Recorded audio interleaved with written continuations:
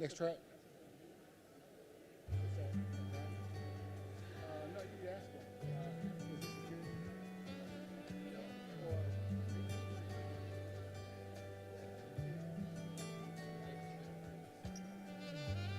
you gotta leave? You gotta leave yet? Oh, sorry.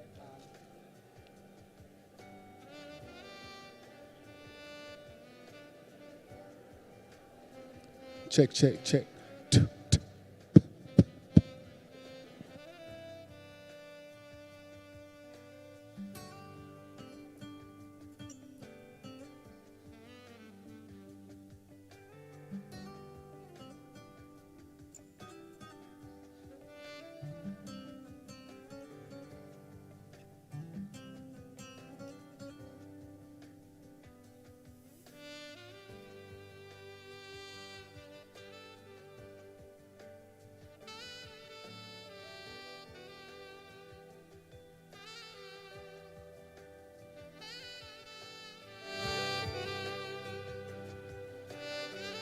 Check, check, check.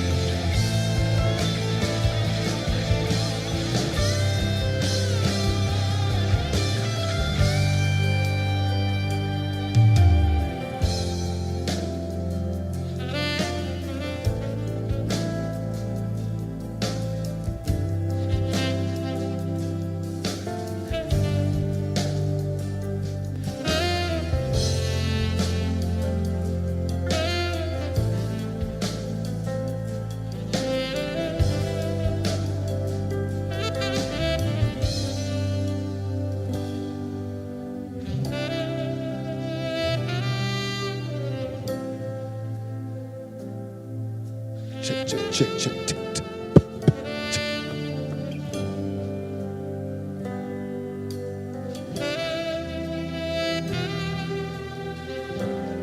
Check, check, check. Two.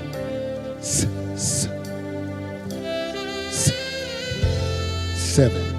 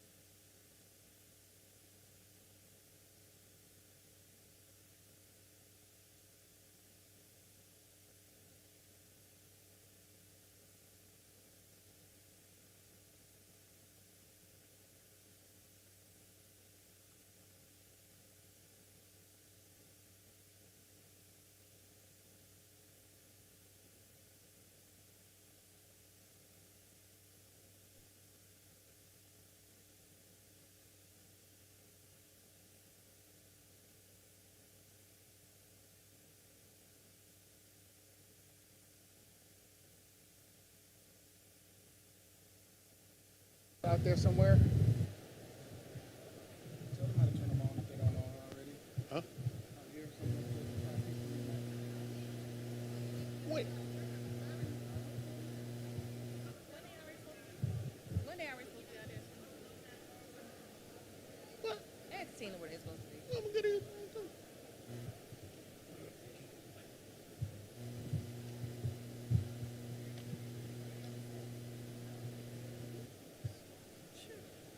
Somebody just got microphones. Somebody's supposed to have these? This is fresh, but these ones right here and this one is I'm supposed to have a microphone.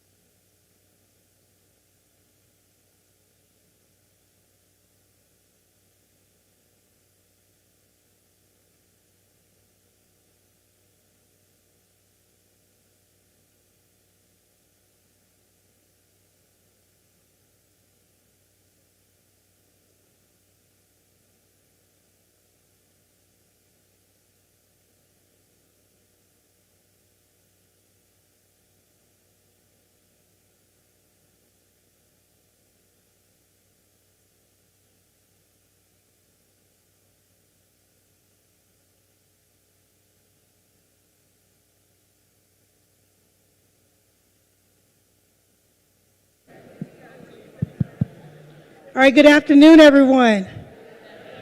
Good afternoon. My name is Meredith Lilly, and I'm Senator Reverend Warnock's senior advisor. I will be moderating this town hall this afternoon. So go ahead and please take your seats. I would like you to know that this church allows absolutely no food and beverages. So if you're seen eating or drinking, they will ask you to leave, but there are water fountains outside if you have to have something to drink. Now it is my privilege to introduce the pastor of Zion Hill Baptist Church and the host of today's event, Dr. Aaron Parker. Yep.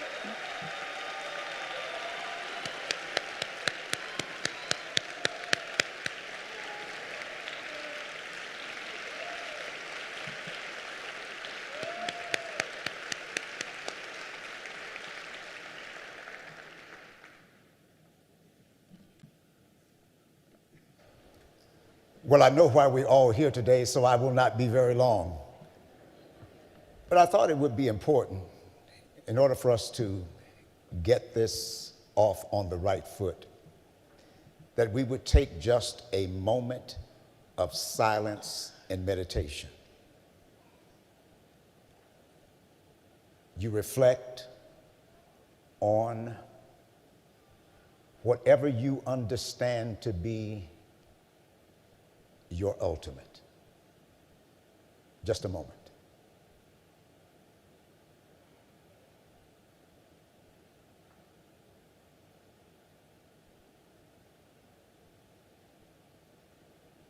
Thank you.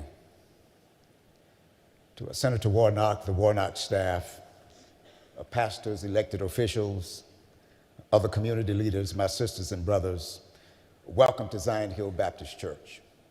We're so very glad that you have decided to come and to share and be a part of this very, very, very critical and important occasion.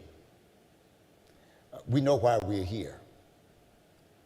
We are here to both inform and to be informed. I trust that all of us have come for that particular purpose. I want to offer just a few expressions of gratitude to Senator Warnock's staff, the staff here at Zion Hill Baptist Church, led on by Sister Tina Spencer Smith, the entire Zion Hill family for your cooperation, the coalition of security teams, and for all who have come to share and be a part of this occasion. I would ask just one thing during this town hall as pastor of the church, and that is that we respect one another as human beings.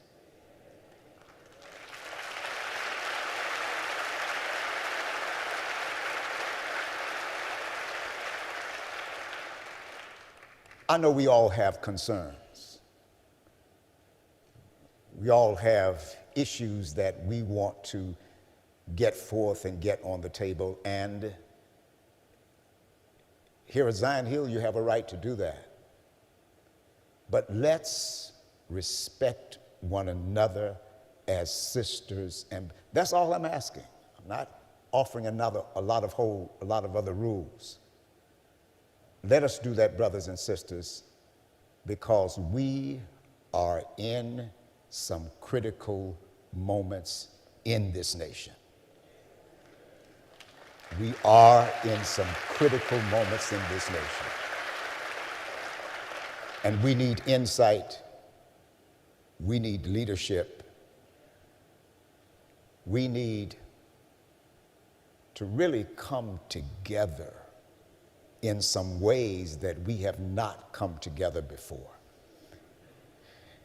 And so with that, I want to present to you the native of Savannah, Georgia, the graduate of Saul C. Johnson High School, Morehouse College, Union Theological Seminary, and Columbia University, the pastor of Ebenezer Baptist Church, the United States Junior Senator from the state of Georgia, Raphael Warnock.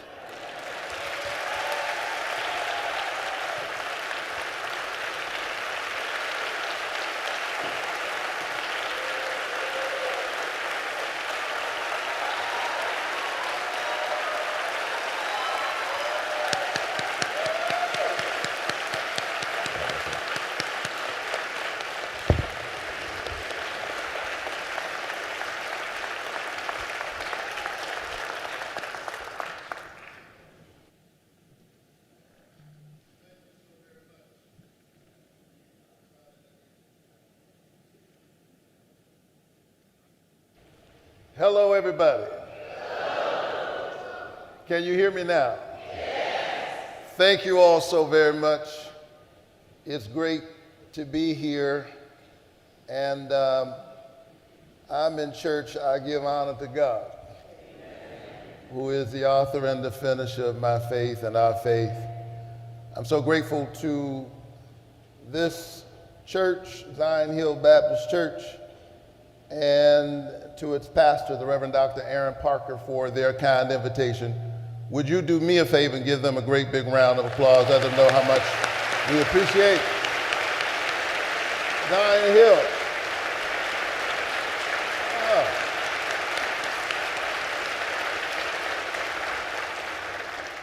Is this an audience or the choir? Y'all not singing tonight?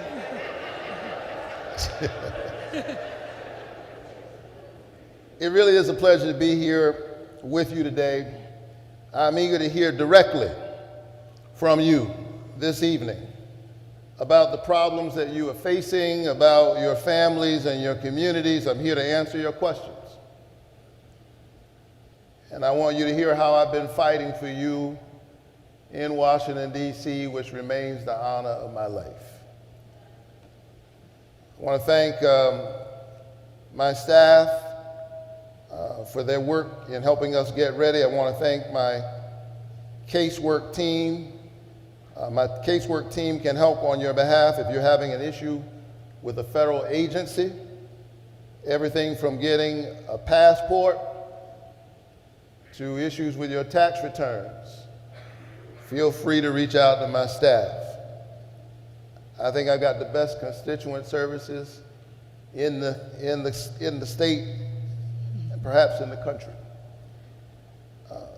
They are set up at a table in the lobby. I also have my policy team here. Members of my policy team, will you raise your hand? Where are they? Members of the policy team. Oh, they way in, where am I? In the back, all right. Come up a little bit so the folks can see you.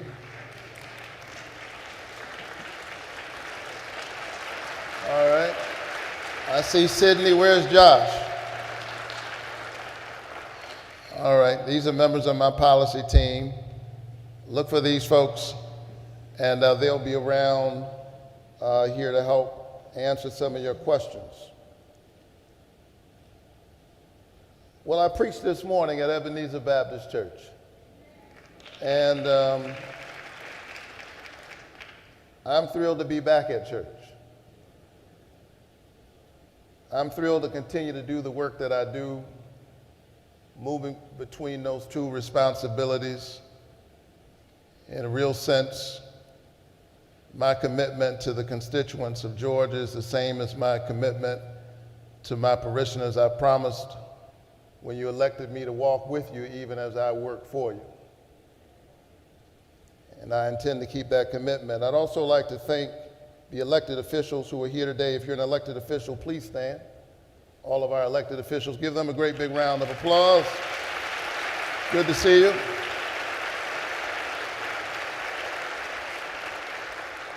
I also think I see some of our brave federal workers who take care of us. Stand up.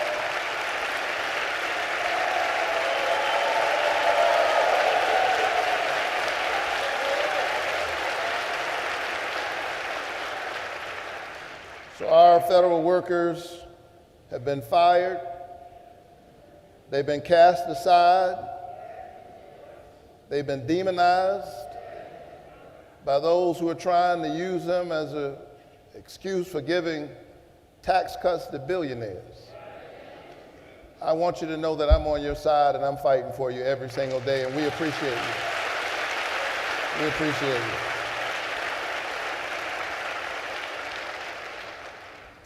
And finally, are there any service members or military families in the audience? If you serve in the armed services, stand up. Thank you. Come on, give our service members a round of applause.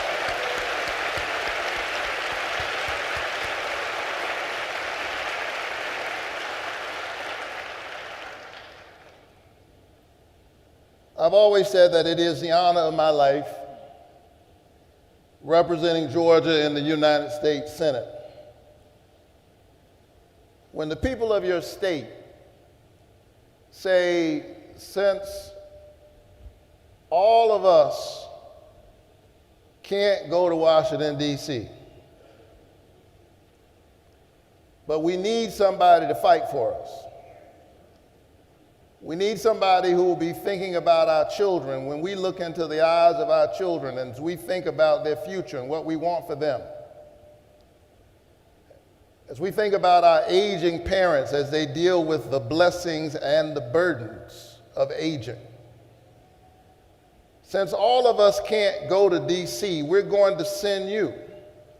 And we're going to trust that in rooms of power, when the chips are down and deals are being cut, you're going to be thinking about ordinary people, and we're going to trust you to get it right. For me, that's a sacred covenant. And I want to thank you for that trust.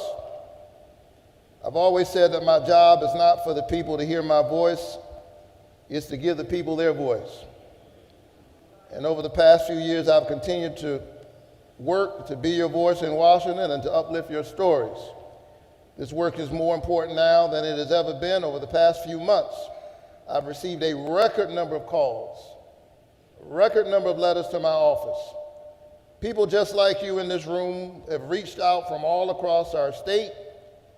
They are fired federal workers. They are single parents worried about how they will shoulder the increasing cost of living. They are seniors who know that Social Security is not a Ponzi scheme, it's what's necessary for them to make ends meet.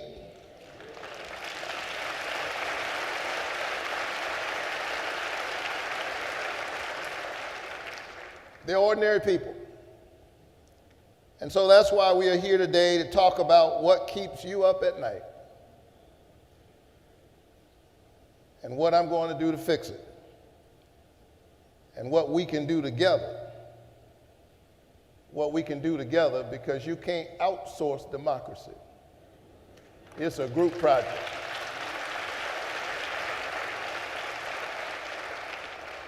And so, let me be clear, I'm not going to sugarcoat it. These are tough times. And the obstacles seem overwhelming.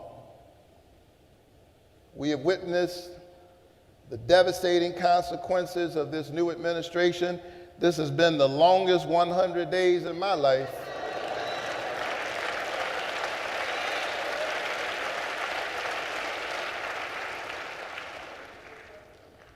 We've seen the gutting of the CDC, our world-renowned health agency that literally keeps us safe from age-old and new diseases and sicknesses. Let's hear for the CDC. We support the CDC.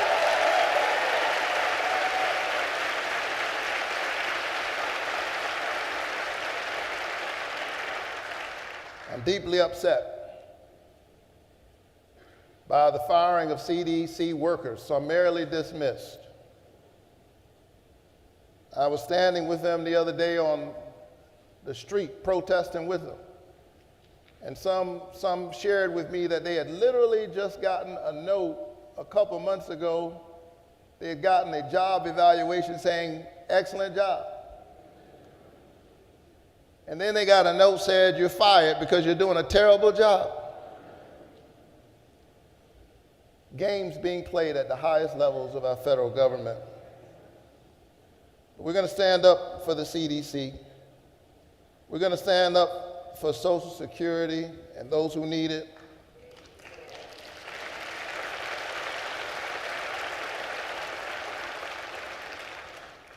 We're going to stand up for qualified workers all across our federal agencies. We see what this administration is doing, firing workers and then nominating manifestly unqualified candidates to lead the most vital agencies in our government.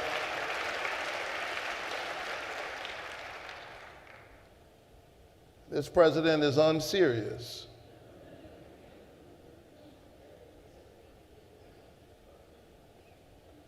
playing a reckless game of yo-yo with the American economy, implementing sweeping and harmful tariff policies that are putting some of our strongest global allies at odds with us, while endangering the livelihood of small businesses, increasing the cost of fertilizer for farmers in Worth County to the cost of school supplies for teachers in Cobb County, and everyone in between. If you own a small business, will you stand up? Let me see you.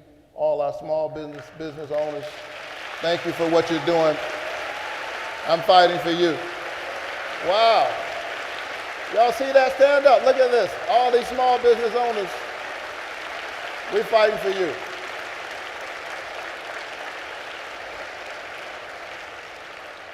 If you're a teacher, K through 12, stand up. All of our educators.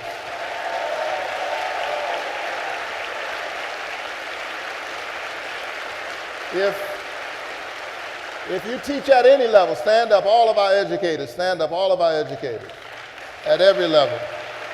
Pre-K through grad school, thank you.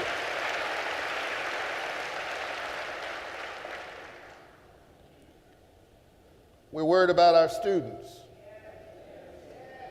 At some of Georgia's most storied and premier institutions, it's a sad day when young people whose idealism, which has often propelled our country forward, are afraid to speak their minds for fear of retribution.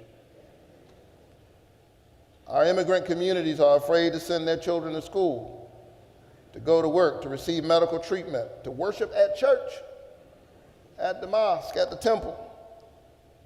It's all of this and much more. And so when it comes to tackling some of the issues that have plagued our government for decades, like eliminating government waste, I've always been ready to take a seat at the table and have bipartisan conversations. But when new research shows government spending, listen, government spending is up this quarter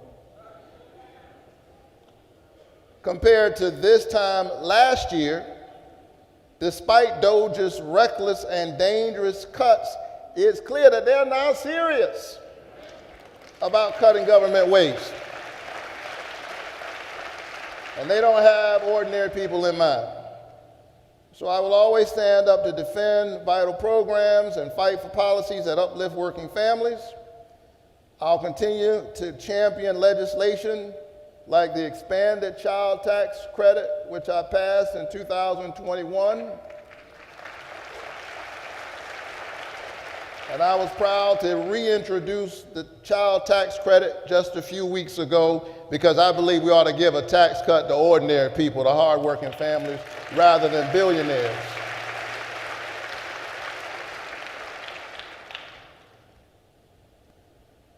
Washington Republicans seem to think that the nation's wealthiest Americans are the ones who deserve a tax cut more than hardworking families. I disagree.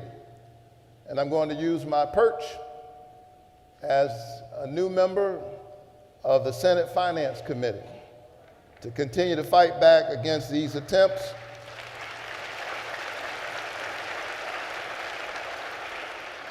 to stand up for the folks who sent me here. Now in closing, and nobody believes a preacher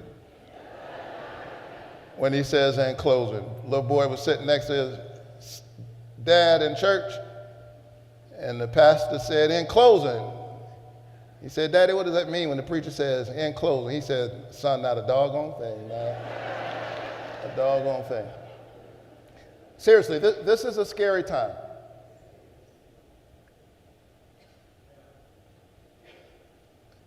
And I want you to know that I'm sober-minded about it and focused. Even when you hear me laugh, know that laughter is not the gaiety of things, it's the grown made gay. It's about being a joyful warrior, but never giving up the fight. Today, I won't have all the answers to your questions, I'll tell you that in advance. But let me just state that during this unprecedented time, we must come together to fight back against the dangerous actions of this administration. This is no ordinary time.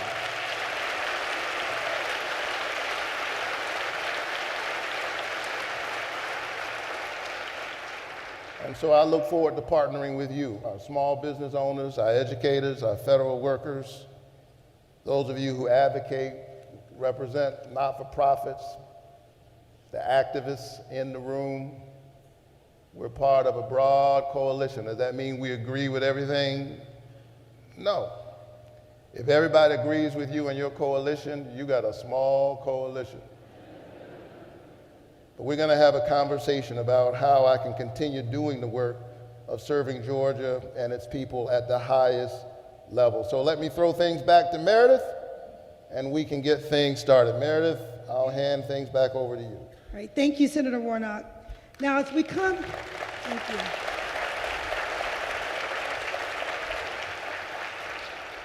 As we come into today's event, I'm reminded of one of my favorite scriptures, Isaiah 1:18. Come now and let us reason together. Come now and let us reason together. In that spirit, I hope we can have an open and respectful dialogue where we can listen to one another and work towards solutions that serve our community and our state. Thank you for being here, and thank you in advance for listening and respecting your neighbor, even if you may disagree. So you all got a ticket. Can you pull that ticket out? Hold it up. You all got a ticket. Hold your ticket out. So I will be pulling a series of tickets randomly. If you hear your ticket number called, please come up to one of the staffers in the aisle. Raise your hand. The staffers are in the aisle. Come up to one of them to ask your question. If you are unable to move out of your seat, the staffers, let the staffer know, and they'll come over and put the mic, bring you the microphone. Please limit your speaking time to 60 seconds. 60 seconds. There are a lot of people in the room. Now, if you go over the 60-second mark, then you'll hear my voice next. All right? 60 seconds. Let's be respectful. Now, if we don't get to your question, because there's a lot of people in this room, if we don't get to your question tonight, we have a lot of staff here that will be in the hallway until the very last person leaves. We have case workers here. We have our policy team here. We have our outreach team here. So there's a lot of staff that can get to your question if you don't hear your number called in here tonight. Please do not scream out to ask your question. We're going to be respectful. We're going to do things in decency and in order. All right, so let's get into it. Also, one last thing, if you require an accommodation due to a disability, please notify one of our staff members now, and we'll be happy to assist you. And if you can't move out of your seat, our staffers will come over and bring you the microphone. So we're going to get started. Is someone here to help me? All right. I'm going to pull the first three numbers, and you can come on to the microphone. Thank you. Number 429, 1600, 455. Again, that's 429, 1600, 455.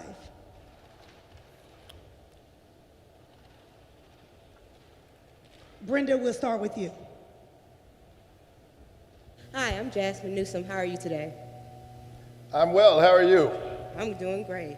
So with this administration's efforts to centralize power and to diminish checks and balances, how are you upholding, along with your fellow lawmakers, constitutional governance and to make sure that our democracy stays intact? Thank you so much. So, thank you for that, Jasmine. That question really gets at the heart, right, of what we are facing.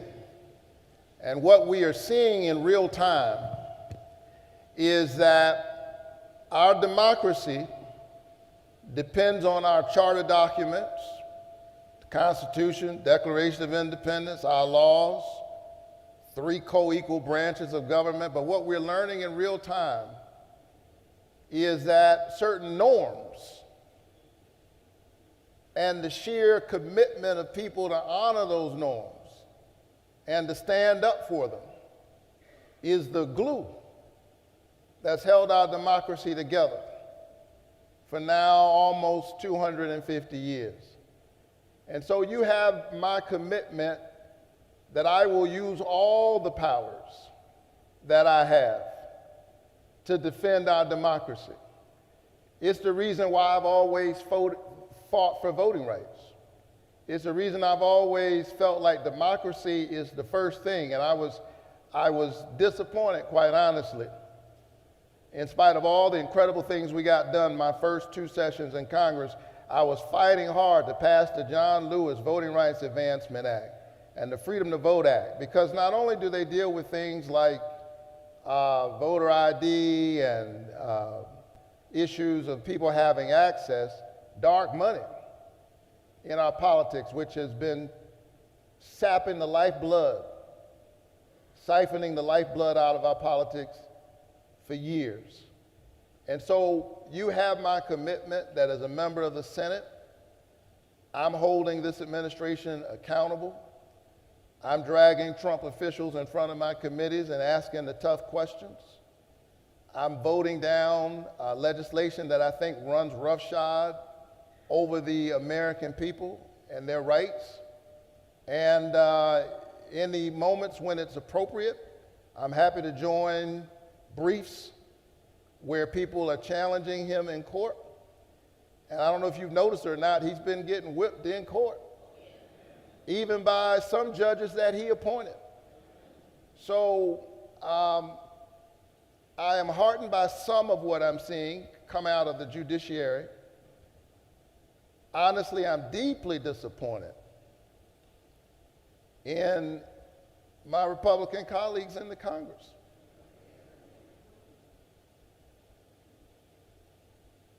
The executive is one branch of government. And we saw it even during the nominations process. We saw them just lie down and accept whoever he presented. And what I'm saying to them is that they ought to be concerned about this because, it takes a lot of work to get to be a U.S. Senator. Why would you go through all of that and then hand your power over to a wannabe autocrat? I'm not about to do it. So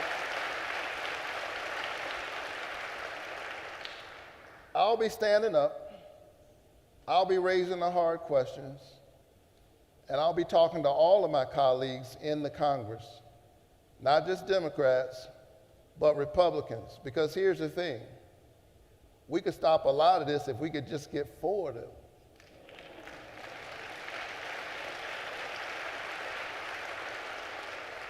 If we could just get 4 of them in the House or 4 of them in the Senate, we could get a whole lot done.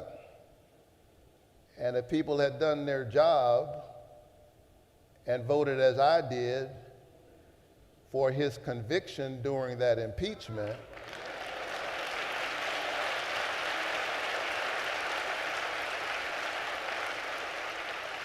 then we wouldn't be here. But that's water under the bridge. And know that I will remain vigilant in defending our Constitution. It's the covenant we have with one another.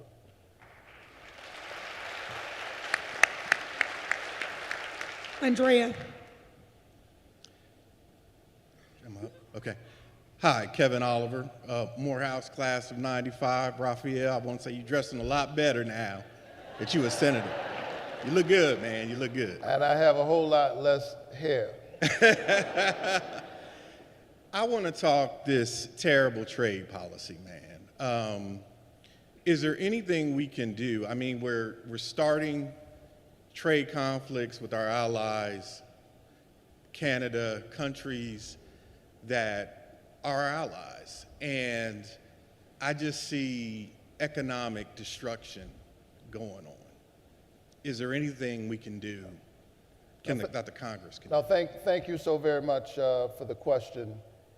We are seeing very quickly the destruction that Trump's reckless tariffs policy is creating. And we say tariffs, and I know what tariffs are, and I know it's a sophisticated crowd. You know what tariffs are. But let's call it what it really is. It's a tax on ordinary people. That's what it is. It's a tax.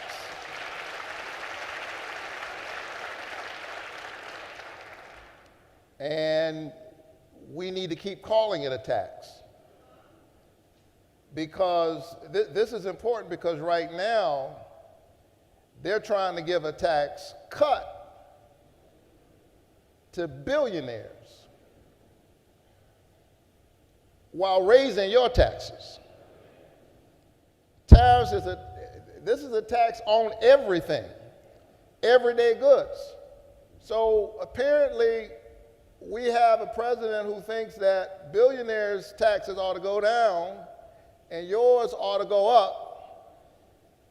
And we're not surprised, because he said he was going to do it, but he is being enabled by my colleagues on the Republican side.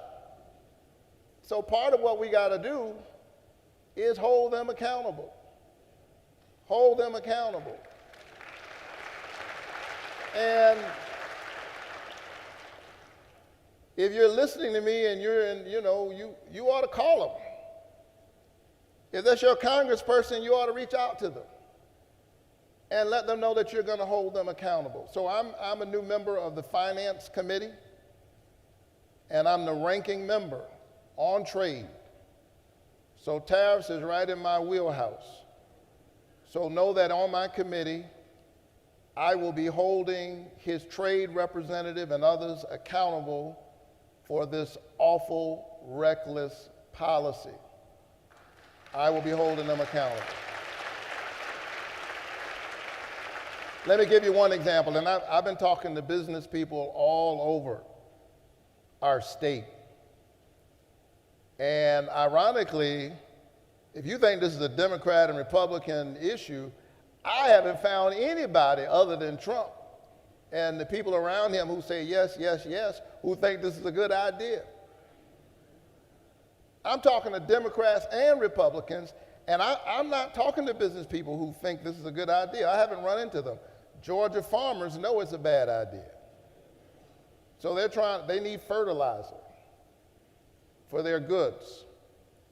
One of the key ingredients for fertilizer is potash. Guess where the potash comes from? Canada. And so somebody's got to pay for that. Who is that? You. Meanwhile, farmers are trying to make their businesses work. It's a tough business. The margins of profitability are narrow to begin with. There's so much you don't control, weather and other kinds of things. And he's making it hard. You remember the last time he did this, he subsidized the farmers by giving them payouts. Well, that's not good for the taxpayer. So I will keep holding them accountable and talking about this. If you say, well, I don't know, that makes a difference. It does make a difference. I'll show you one example of how it makes a difference.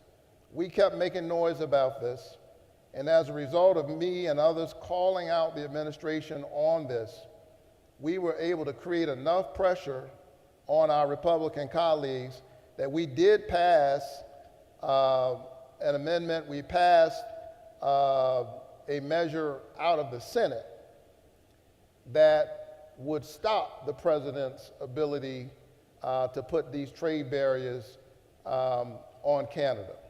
So little by little, bit by bit, we keep making the case.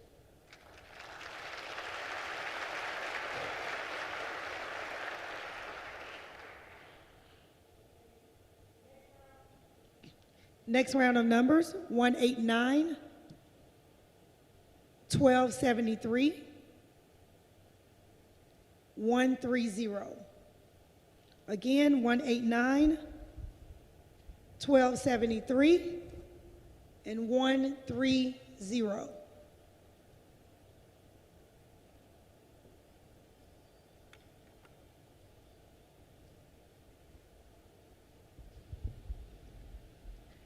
Andrea.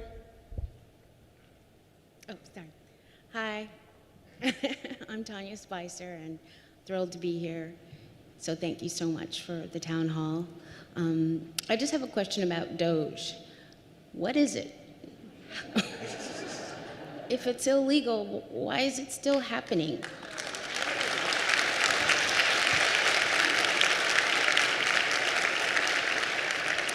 I just got a text at 3:30 that he's nominated Doge to head up Social Security. What is that? If all this is illegal, why isn't everyone calling him a traitor? He just said he's unsure. He doesn't know, as president, if he's supposed to follow the Constitution. What does that mean? What are we doing? We can't just keep legislating it. If he's a traitor, he's a traitor. We have a Constitution.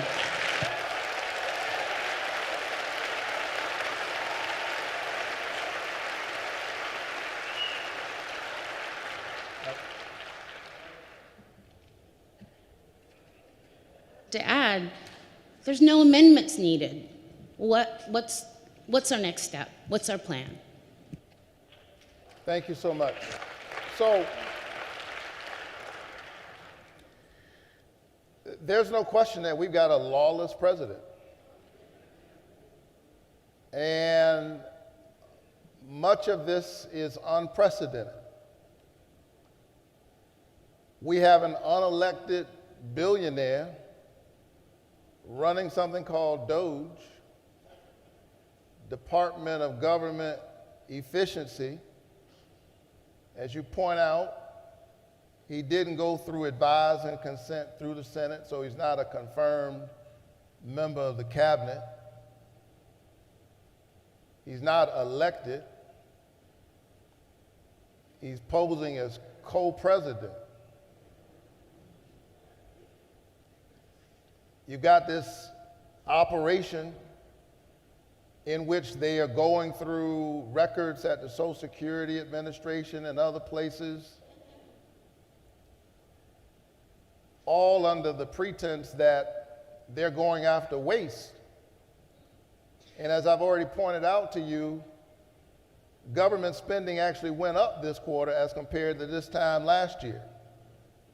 By the way, if Elon Musk wants to find some waste and fraud, I think I know where he can find some.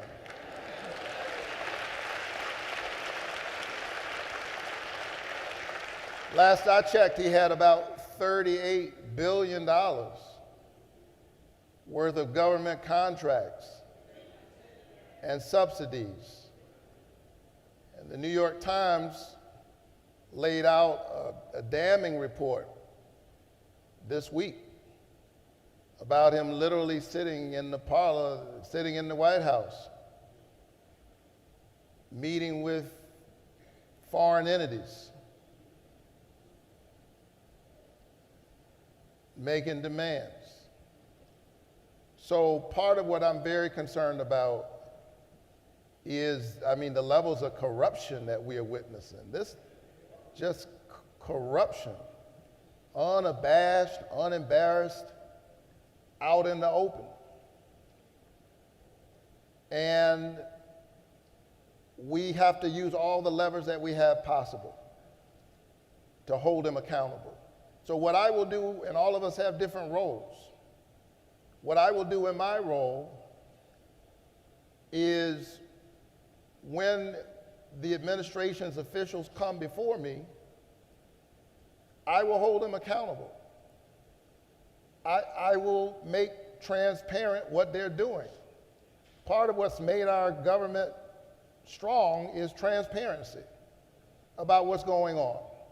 And so we have to hold them accountable. We have to hold it under the light.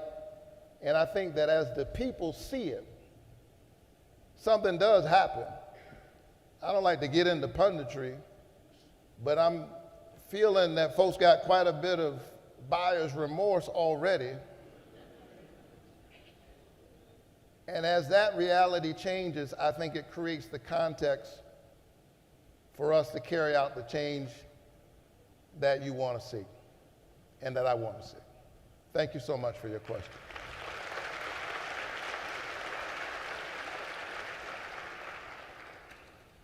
operational step towards global human rights.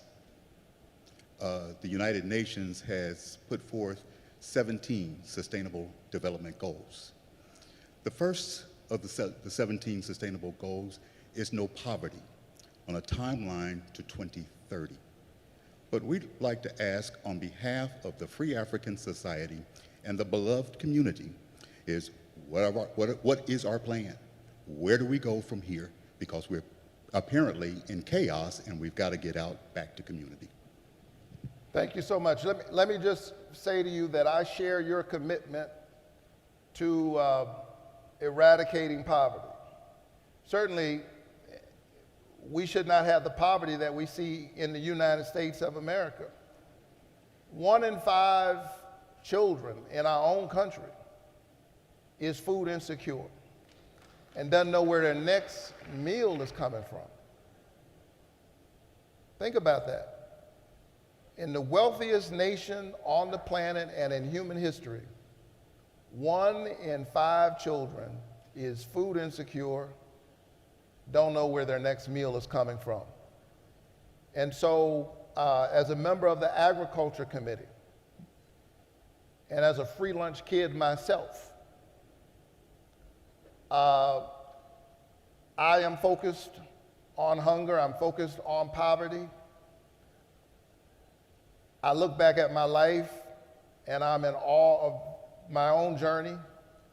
A kid who grew up in public housing, one of 12 children in my family. I'm number 11 out of 12. Clearly my folks read the scripture, be fruitful and multiply.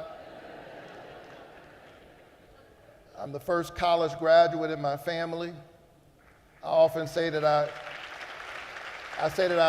went to Morehouse on a full faith scholarship. I didn't have enough money for the first semester, but Pell Grants and low interest student loans at a time when you didn't have all these bad actors provided for me a path out of poverty. And what sickens me, and the reason why I do this work, honestly, the reason why I put up with politics is my commitment to service and the fact that I recognize that it would be harder now for me to do what I did coming out of public housing, growing up as I did in my generation in the 80s. It'd be harder for me to do that now than it was then. And so that is a terrible indictment about increasing wealth inequality in our own country, which I'm committed to addressing in a whole range of ways, including workforce development, passing the child tax credit, giving people a chance to make their lives better, while at the same time, yes, I'm concerned about global poverty. Because I don't buy the argument that some have that if we're concerned about what's happening around the globe, that somehow that takes away from us. We ought to listen to our military experts. They will tell you, as DOGE has ravaged and destroyed USAID, which is the most short-sighted thing. I'm addressing your issue around global poverty. USAID is less than 1% of the federal budget. I want you to know that because they would have you, they're just spending it's less than 1% of the federal budget. And our military experts will tell you that for every dollar you take from humanitarian aid, you got to give me $2 for bullets. So it's in our enlightened self-interest to care about global poverty even as we deal with wealth inequality here at home, and that's why I'm so proud of Georgia's role in that. There's an organization here in Georgia called MANA, and they found themselves in a situation, they deal with global poverty, hungry people, hungry children, There are these little packets called RUTF, is ready-to-use therapeutic food. It's rich in protein and nutrients. It's made out of a peanut protein powder. Guess where that peanut protein powder is made? It's made in Georgia by Georgia farmers. And manna found themselves in the crosshairs of all of this cutting by Doge. And so I got on the phone with Secretary Rubio, and I said, look, they've done the work. They need to be paid for the work they've already done, and you need to unfreeze some of these contracts. And I was successful in getting that done. So,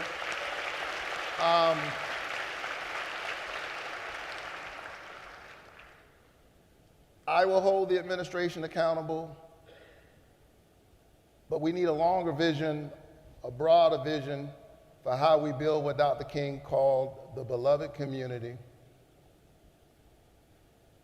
And as the pastor of Ebenezer Church, where he served, serving in the Senate, know that I remain committed to that work, and I hope we can keep this dialogue going.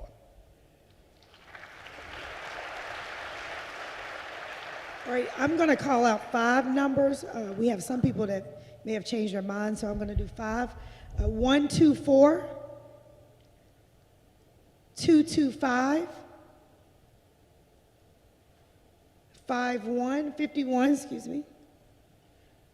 1437,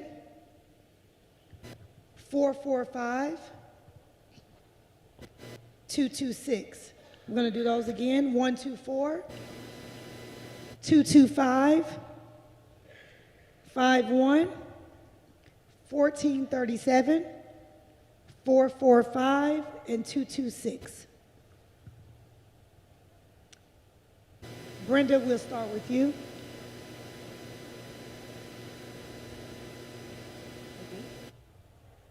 Hi, Senator. Over here. Hi, Brenda. Pregnant lady. I'm Melissa Page. Congratulations Thank and you. blessings on your little Thank one you. on the way. Found out I was pregnant the Friday after the election. It's just a rough time. I want to thank you for holding this town hall. I'm so glad I wrote down a question. I know you work very hard to represent the people of Georgia and that your faith informs your practice as a senator, and I do thank you for that as a fellow believer. As you know, the Democratic Party, I've heard, is something like a 20% approval rating at the moment. Can you hear me okay? Okay. People like David Hogg have suggested primarying ineffective Democrats in order to get people in office who are better in touch with the needs and voices of voters. In your opinion, what is your vision for the Democratic Party moving forward to gain back trust? And does that vision allow for room at the table for Palestinian voices and leaders like Representative Roman? Thank you so much.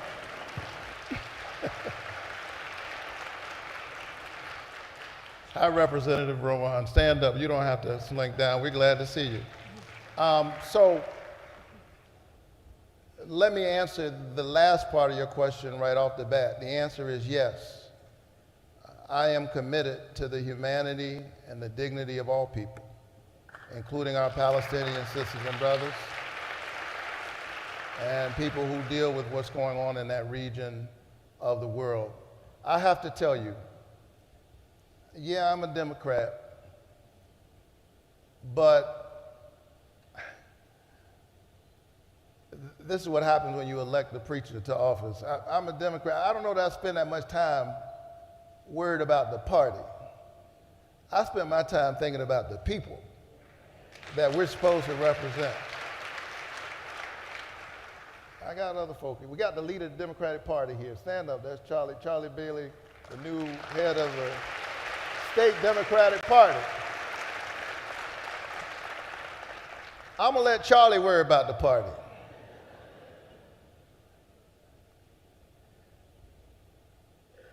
I really am focused on the people because I think that you have to have the people feel that you are walking with them and that you understand the concerns of ordinary people, and that work is not easy. We live in a moment right now where all of our communications even is gerrymandered. And it's not just the congressional districts, but the communication ecosystem is gerrymandered. You wonder why, how is it that we live in parallel universes? And I'll give you this much, part of what we discovered in the last election is they were talking to millions more people than we were. So I'm trying to stay focused on talking to all the people. And we need young voices in that conversation.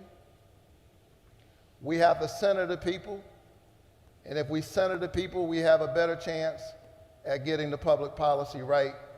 And I hope that you and I can stay in dialogue about this and a whole range of issues. Sometimes we ought to talk less and, you know, spend some time listening. And so I'm listening to you. All right? Thank you. Kristen, you can go ahead. Good evening, Senator. My name is Sharon Crenshaw. First, I want to commend you on the work that you have done for us in the past, and I want to say thank you. I want to speak to something more about something that's going on in our backyard. And my heart is kind of in my throat. I'm the director of a small nonprofit called Building Blocks, and I also work with Black Voters Matter. We have a serious problem in Georgia to where our homeless, our mentally ill, excuse me, are going through things concerning the DCA. We've reached out, we've called, we've asked for help. People are being put out, evicted, grandparents, mothers, and they're supposed to have mental health caseworkers. I have clients who have not had them in the last 4 years, and we're asking where's the money? What are you doing? Where is the money? I've asked for accountability from the top of DCA to the bottom. I get no response. These people are being told they have 7 days to get out. And you can't evict someone legally within 7 days, but because they have mental health issues, they don't know any better. And I'm dealing with these people, and my heart is aching and crying for them now. So I'm asking you, what can you do to help these agencies help me help these people? They're coming out of homelessness. And they don't know that they can't be put out. And everybody in here, your dollars pays for this. There is something that we have, community service boards that are supposed to help these people, and they aren't getting help, sir. Thank you so much.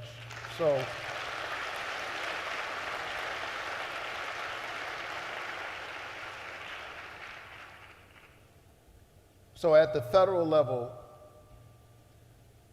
all the things that I can do, and if there are more, I'm always looking for new things I can do to help poor people.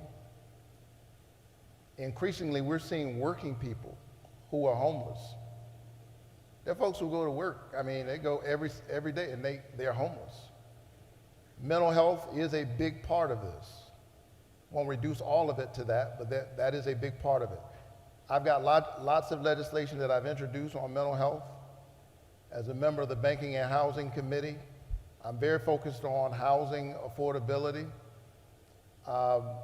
Housing in Georgia has its records even in the Southeast with respect to home ownership is abysmally low. And homelessness is the extreme expression of that. So I want us to keep talking. I want you to connect with a member of my team because I want to hear the specifics because you're obviously engaged in the work. You're not talking theoretically. You're talking about specific work that you're doing on the ground right now and your frustration with the bureaucracy. I hear you. I hear you. So I want a member of my team to get your information. And I want to see if there are things that I can do. Tyler's standing right behind you. He works for me, and I work for you. So I want you to give him your information. I want to hear specifically about the agencies you're talking about, the folks who are trying to get people help, and anything I can do to strengthen and bolster those efforts. You have my commitment in front of all of these people that I will do it. All right?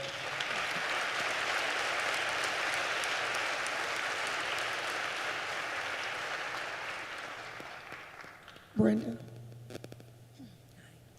Hello, hi. My name is Kay Butler, and I am so thrilled to see this town hall in a church.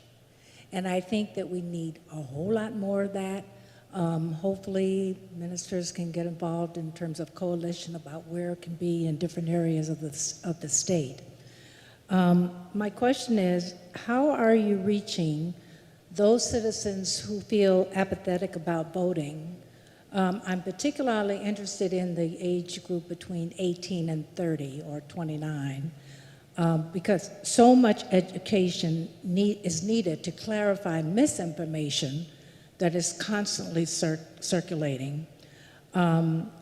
So I'm hoping that we'll see more and more of these to reach that population, not just the younger folk, but anyone who's apathetic.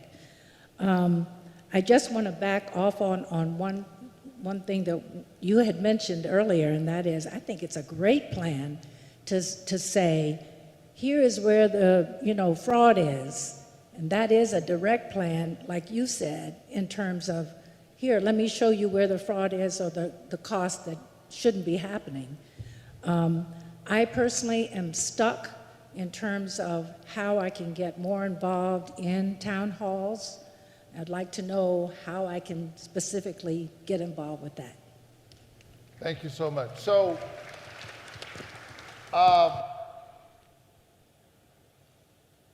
your vote is your voice. Your voice is your human dignity. I spent a lot of time working on voting rights, voter mobilization, and registration. Even before I came to the Senate, we register voters in my church. I tell my folk, it's a sin not to vote. Because you're giving up your voice.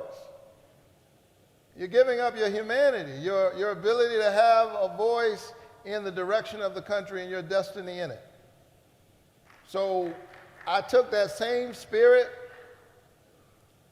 to the Senate, and I want all the young people or the folks who are apathetic to hear me. I know there aren't any apathetic people here because they're here in this church on a Sunday night. But tell the folks who say, well, my vote doesn't matter. Well, if your vote doesn't matter, why are some people working so hard trying to steal it? Why are they trying to take it? If you don't know you have power, some other folk have realized it and figured it out. And I don't mean a long time ago. I mean in recent days when they passed the SAVE Act in the House. Look it up, the SAVE Act. The whole effort was to make it harder for people to vote. So they literally have provisions in that legislation where your driver's license might not be sufficient.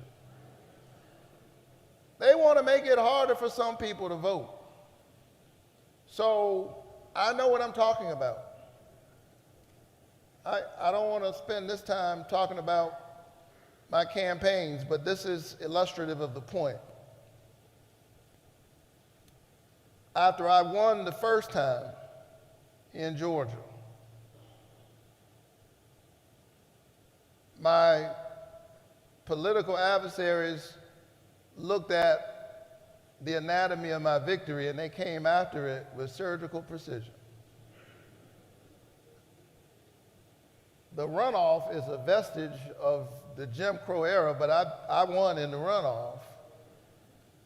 And so it was 8 weeks, so the next time we came around, remember they passed SB 202. They cut the amount of runoff in half. And then as we were entering the runoff the last time I ran, they said that, sorry, but you can't vote on the first weekend if that weekend comes after a holiday. And that holiday was Thanksgiving and, wait for it, the birthday of Confederate General Robert E. Lee. And that's how they chose to read the law. And Georgia officials said, you know, I'm sorry, we're not trying to be difficult here. Our hands are tied. You can't vote the weekend first weekend of the runoff after the holiday. Our hands are tied. So I decided to untie their hands. I sued them. And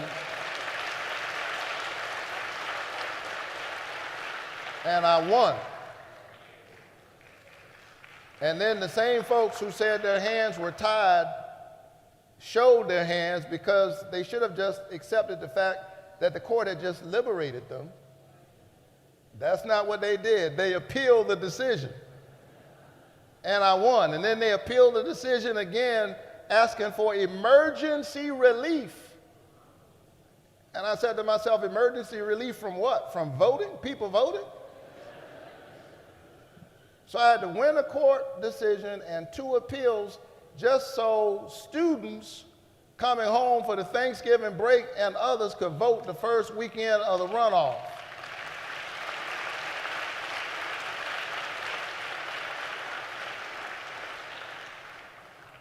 And I don't remember, my staff gets nervous when I want to make sure.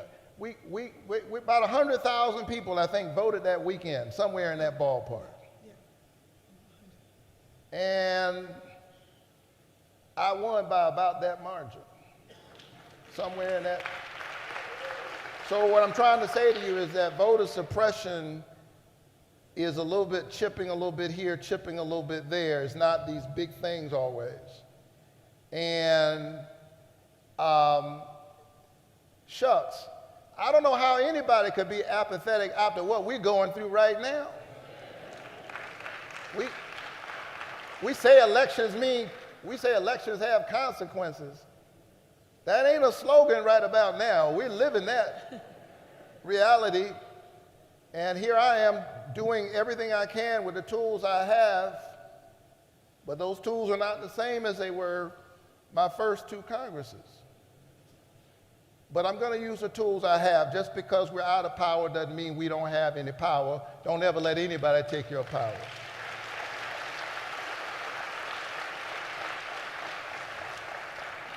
Brenda. Hi, my name is Dawn Warner, and I am with the MG Holistic Society, a nonprofit organization.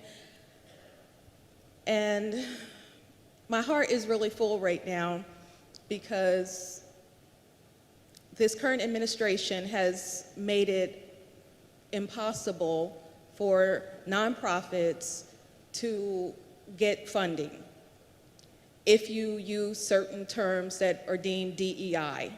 And well, I'm black, we're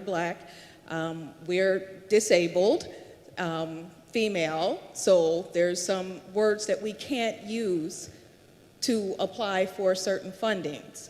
So I would ask, kind of twofold, what advice would you have for nonprofits in the same type of situation that's seeking funding? And then the other part is, as you are part of this finance department, to keep in the forefront, if you can, that there are a lot of people who rely on medications that come from overseas, that if those things are taxed, they really will not be able to afford it, and it is seriously a matter of life and death. Yeah. So on the last thing that you just said, the issue around tariffs, Congress needs to seize its power. That is within our domain. And what you are witnessing is people who are literally giving their power away. We could stop the tariffs issue and the president's reckless way in which he's carrying out these tariffs. The Congress could stop this tomorrow. I need you to understand that so you will know who to hold accountable. We could literally stop this tomorrow if some folk would recognize that they don't work for a king, they work for the American people. We could solve it tomorrow.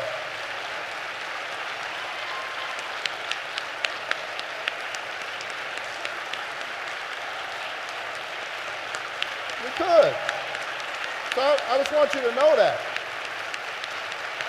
So don't, because I'm talking to people And Democrats and Republicans are frustrated by this. This isn't partisanship, this is math. The math ain't mathing. And on this, Wall Street and Main Street agree. So I'm taking the time to say that to you so you'll know who to hold accountable. Maybe you live in this blue district and I and your congresswoman represent you, but you got friends in red districts and folks are watching me, they're from other districts. And in as much as I'm seeing that people don't like this, you need to hold your congress member accountable for this. We could stop it tomorrow. We could.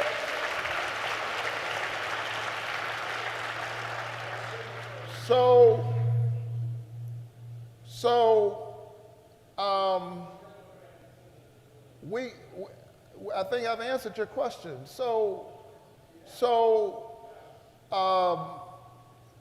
Let me say to you on this other issue about your not-for-profit. I don't want to forget and lose sight of that.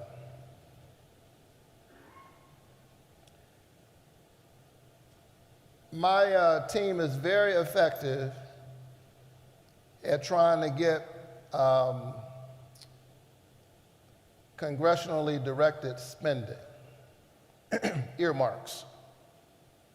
And we've walked with and worked with a number of our entities in Georgia, schools, municipalities, others, who are trying to navigate the system. And I take direct interest in trying to get some of those through. So if you're talking about specific federal funds, I want you to reach out to my office. I want one of my staff members to get her name and number, and let me see how we can help. I heard your larger point on DEI. Our country is great, not in spite of its diversity, but because of it, and we have to stand up for it. And we have to stand up for one another. I think some people were surprised to discover that they too were DEI.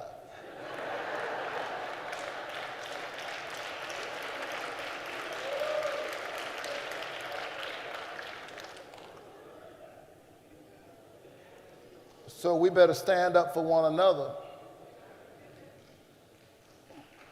We better stand up for one another. And I mean, it's absurd. It's absurd. Don't preach to me and lecture me about merit and a meritocracy while I witness you nominate the most unfit, most unqualified people we've ever seen. You're clearly not serious. You cannot lecture me about merit while nominating Pete Hegseth and Robert Kennedy. Cannot. So here's the thing. I want America to win. I love this country. I do. I wanted to win. I love this country the same way you love your family. All families have a complicated story. And that story is always more complicated than the one we tell ourselves at the family reunion. The American family story is complicated, and I know and I carry in my veins the brutal side of that. But I want America to win.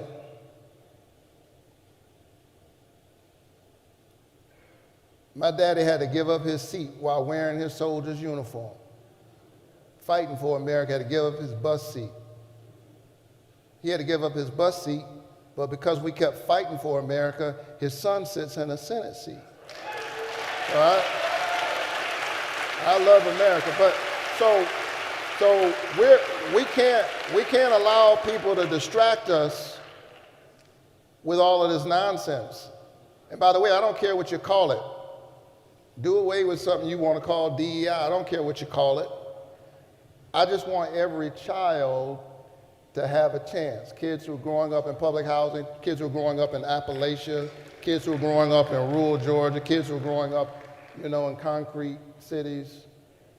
Because that's the only way we're going to win, is if all of our children have a chance. That's the only way we're going to be able to defend American interests amidst the geopolitical adversaries we have, like China. The only way we're going to win is we're going to have to be able to tap into the talent that we have on all sides of the track. Recently, I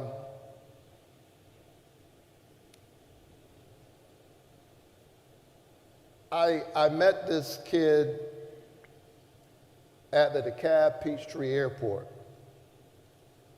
I call him a kid. He wasn't a kid. He was a young adult.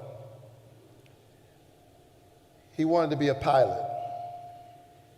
And he had the aptitude. He was already on his way. In fact, he was there training some others who weren't as far along as he was. His name was Ezekiel. That was his name, Ezekiel. And 10 years later, and $100,000 out of his own pocket between working and going back to school, working and going back to school, trying to make it. He had spent 10 years, $100,000. He still hadn't become a pilot, not because he didn't have the aptitude, but because we made the path too difficult. I don't mean in terms of rigor, I'm saying opportunity and possibility. And I think about Ezekiel all the time because he had that fire in your eyes that you want to see in the eyes of a young person when they have found that thing they want to do, when they found their purpose, the reason they were born. Howard Thurman said, "Ask not what the world needs, ask what makes you come alive, because what the world needs is people who've come alive." And being a pilot made him come alive, and yet we hadn't made it, we hadn't paved the way smooth enough for him to make it. Not just for him, but for us. Because we have, guess what? A pilot shortage. And there are plenty of jobs in the aviation space, but we're not tapping into the talent of our young people on all sides of the track from every area code, which is why it was sheer foolishness, and I was deeply offended when there were bodies still in the chilly waters of the Potomac. And the president had the nerve to say, even without an investigation, that DEI put that plane in the Potomac. Are you kidding me? We'll have to wait on the investigation, but I'll tell you what did not put that plane in the Potomac is DEI. 96% of the pilots are white. So I want all of our children, I do mean all of our children. There are poor white children in our state who are stuck. They live in rural communities, and we want to expand Medicaid in this state, and so their hospital closed, and the whole ecosystem is going down. And now they want to get rid of Head Start. I'm a Head Start alum. I know it works. It gets kids excited about reading and about learning. So I don't care what you call it. Y'all, we have to stand together. Don't give in to the demagogues. People who have no vision, traffic in division. They don't know how to lead us, so they're trying to divide us. And we have to stand together, red, yellow, brown, black, and white, rich and poor, Democrat and Republican, and say we are one American family. I'm serious. We got to do that because the future of our democracy depends on it. Good afternoon, Senator. First of all, I want to thank you for coming. I am the son of a naturalized Ethiopian immigrant and an Adolf. By Adolf, I mean African descendant of former slaves. And my parents taught me, while being respectful to power, to speak truth, to not simply exist, but when I've lived, there will be evidence that I was here. And I voted to put you in office. You represent my voice. And I have to ask you about the way we spend our money. My voice is against using our money to fund what many people would consider a genocide. So,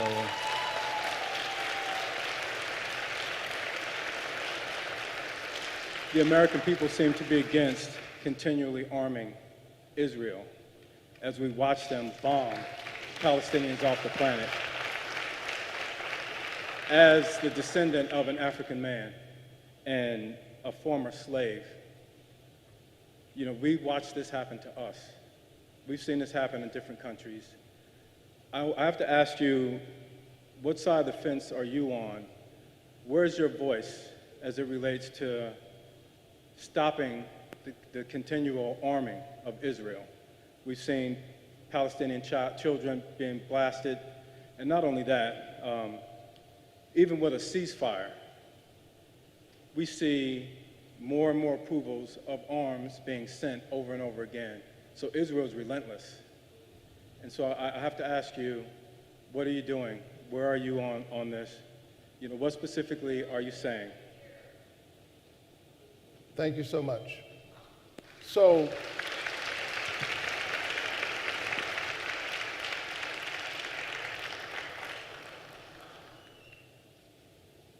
I believe in the humanity of all of God's children, and that you have to center the concerns of the most marginalized. And that's why I was one of the first in the Senate to call for a ceasefire. In addition to that, I pressed the Biden administration. I pushed the Netanyahu administration around the ways in which humanitarian aid was not even getting into Gaza. I voted to give $10 billion in humanitarian aid to Gaza. My North Star in this whole conflict is a world that embraces the children on both sides of this conflict. Because here's the thing that mortal enemies have in common. We all want our children to be okay. Now, we all do. And I said this on the floor of the Senate when I called for the ceasefire at a time when folks felt like you couldn't even say that word. I often wondered as a preacher and as a seminary student, what did the book of Isaiah mean? What did the prophet mean when he said the lion will lie down next to the lamb, and the little child shall lead them? And it was really in the context of this awful, awful conflict. The brutal and awful attack on October 6th, the taking of hostages, the sweeping bombing that killed way too many civilians, way too many children. We could go on and talk about this same conflict.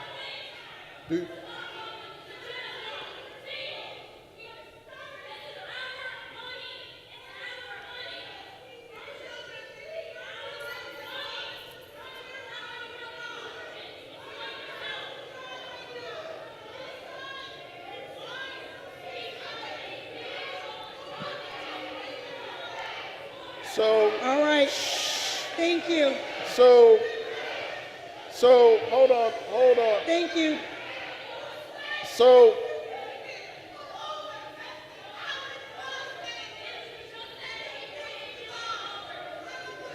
all All right, let's continue. Thank you. Thank you. We're going to go ahead and continue. We're going to go ahead and continue. Thank you so much. We're going to go ahead and continue. Thank you. Thank you. We're going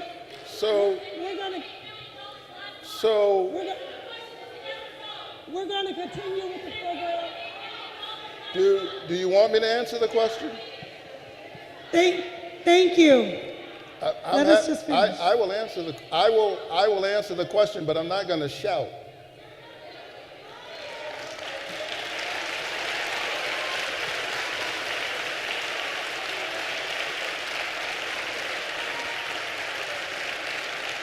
No, sister, I respect you. Listen, I respect you, and I will answer your question, but I'm not going to shout.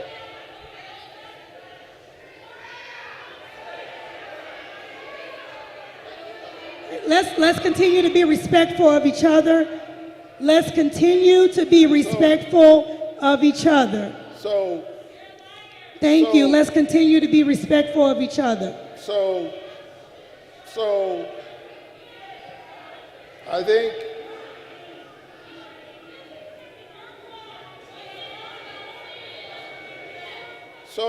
listen. I have to tell you.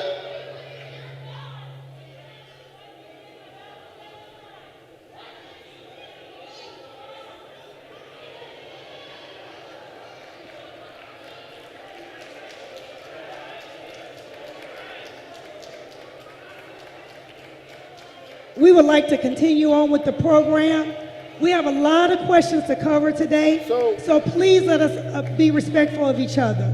Senator Warnock, please go ahead.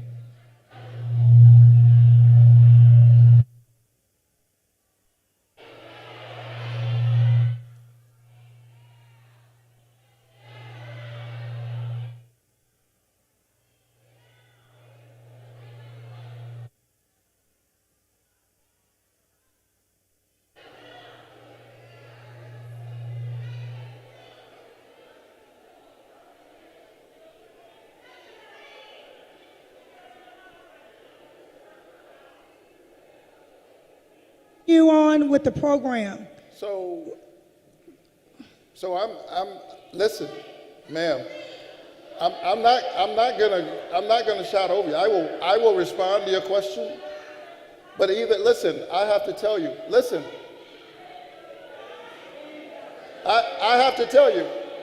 We have to decide, as somebody who is an activist myself and who comes from the activist community.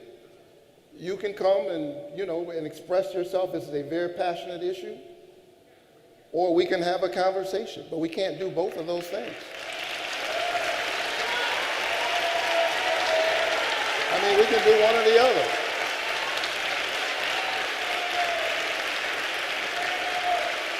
So,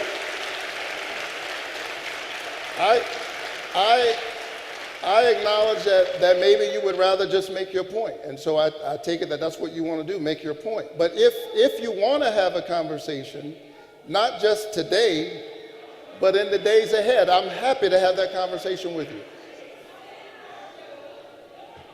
And I also think that as incredibly important as this issue is, and it's a matter of life and death. It is. There are other issues here, and these folks deserve to be heard as well.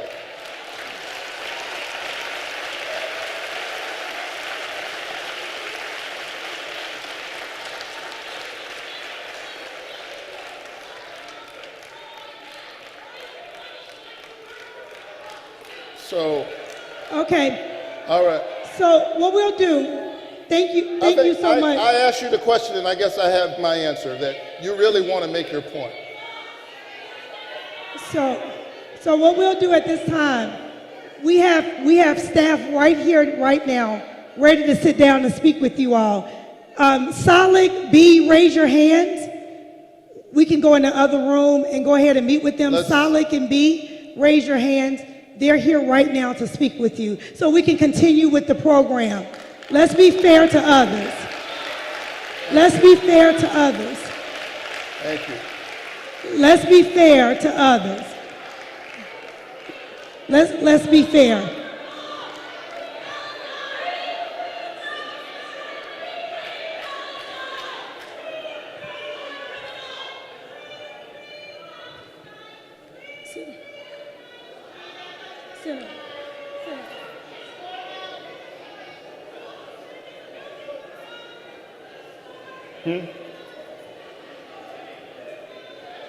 What was that? Okay. Yeah. All right. Next question. All right. Susie, please go ahead.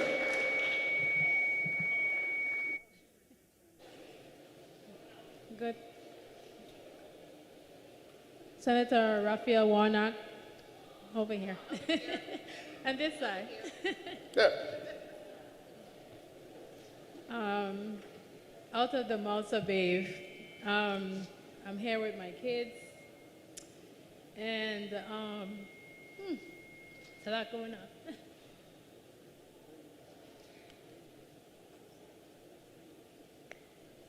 As a 80s baby, everything was stopping me from coming here today.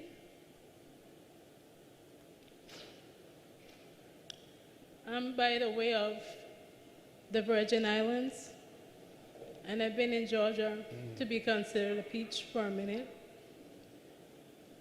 You know my people, I know that. You visited there recently. And I had to shift my question around. So let me say that Georgia was a state in the movement of civil rights. And I would champion everyone, as me probably being the youngest person that's probably been on this mic so far, to all let us come together and fight for the city of Atlanta and the state of Georgia, for the rights of those that have been put out when it comes to tariffs. I've seen the effect of every question that has been answered because I work in a hospital. I've taken care of those with mental illness. I have done a lot. I have also been a witness to the homelessness, to it being presented to me with a number of issues when it comes to what I can do as a person that's experiencing it. I think that we, as Georgians, or people in the city of Atlanta, there's nothing that you have seen is what actually is going on. I speak from the heart of it, from the root of it. There was a video that was... Ma'am, I want to hear your question. So the question is,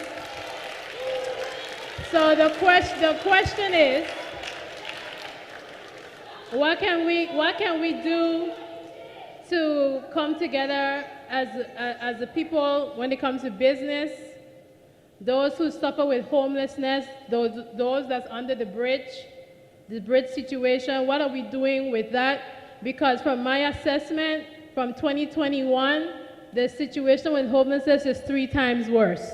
They're hanging out on the MARTA, we are being harassed, and we try to help them, and MARTA only could do so much.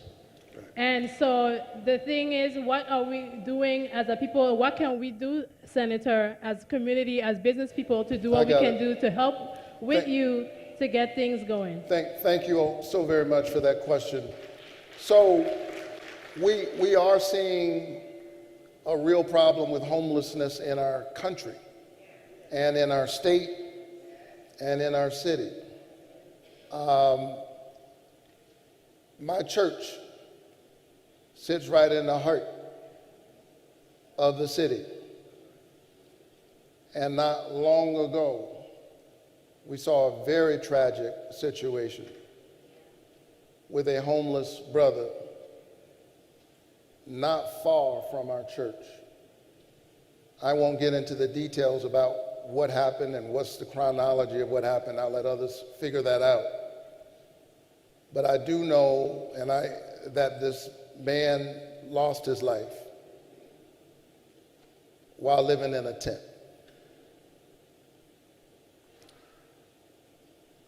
I preached his eulogy because he was, first of all, a child of God, and second of all, he was not unfamiliar with my church community. My staff and others knew him. They'd related to him. And he lost his life. Again, I'm not going to speculate about the details. Others do that work. But we're talking about the fact that there are just way too many people who are vulnerable, who are living on the edge. And I'm afraid that if we don't stand up, we're going to see more of that in our country. As costs rise, opportunity is slashed. And so I take very seriously my job and my responsibility to address these issues. And I'm here as a member of the Senate to support our city in all the ways that I can to address these issues, including homelessness. And where, in the places where I can shake loose federal resources to strengthen that effort, both for our city agencies and our not-for-profit entities, know that I'm prepared to do that. And happy to convene not-for-profit leaders in this city. If you want to meet with my office and talk about what are the potential resources and things that we can do in addition to the things that we're already doing, please know that I'm ready to have that conversation.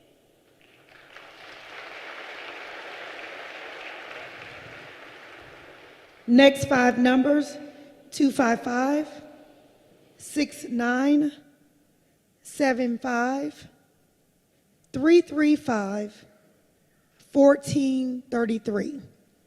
Again, 255, 69, 75, 335, 1433.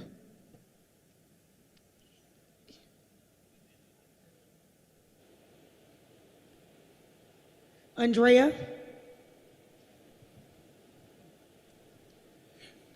Good evening, Senator Warnock. I'm glad you're speaking on behalf of bringing the nonprofits together. As you know, there were funds that were in the last appropriations for nonprofits to do work in community. Our organization was given an award to provide a women's business center for the state of Georgia. That was back in November. Those funds are still being held up, as are funds with a lot of nonprofits from the previous administration. Is that something that will continue to kind of go back and forth, or is that something we can meet with your constituent services around? So definitely reach out to us. We are seeing rescissions of funds that have already been appropriated by Congress by this administration. These are illegal actions in many cases. I mean, there's a reason why you go through the appropriations process. You know, I used to watch this little thing as a kid on Saturday mornings, Schoolhouse Rock. Called I'm Just a Bill. Sitting on Capitol Hill. I wish some of my colleagues would just sit and watch that little cartoon. We had an appropriations process. It had to pass both houses of Congress. After going through committees, a president signed it into law. Elections do have consequences, But the last election is not the only election. You don't get to go back and undo everything you don't like. And why would Congress just allow that to happen? So these things are being challenged in court in real time. And I know it's frustrating. I know it. Because sometimes you don't have time.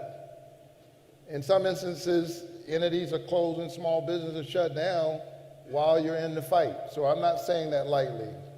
I get it. But many of these efforts are being challenged in court. We're pushing back hard. And if you know, or if you have an entity or an agency that has experienced these rescissions, yes, reach out to me, because just as I told you, there was a situation with Manna that's right here in Georgia, provides the therapeutic food that I told you about for hungry children, not hungry children, children who are acutely malnourished, critical acute malnourishment. They were on the other side of the games that politicians play. And so I got on the phone with Secretary Rubio and literally went line by line and said, can you do something about this? I need you to do something about this. I need you to do something about this. And we were able to get some results out of that. I also had my staff reach out and fight for Second Harvest, which is another entity here in Georgia that provides food for people who are food insecure right here in our country and in our state. And we were able to get the $2 million contract that seemed to be frozen for Second Harvest.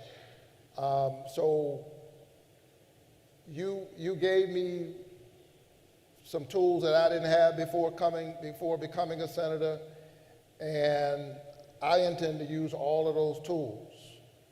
They announced on the Doge website that they were closing 5 Social Security offices in Georgia. I called them out on it.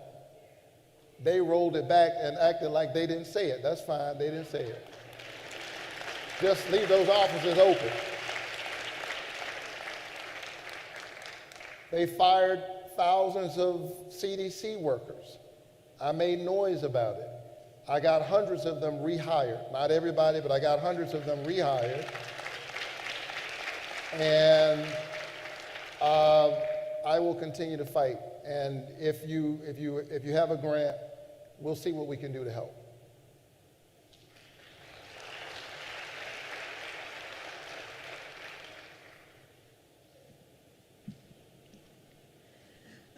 Hello, Senator Warnock. Thank you for being here today. My name is Cheryl Weldon.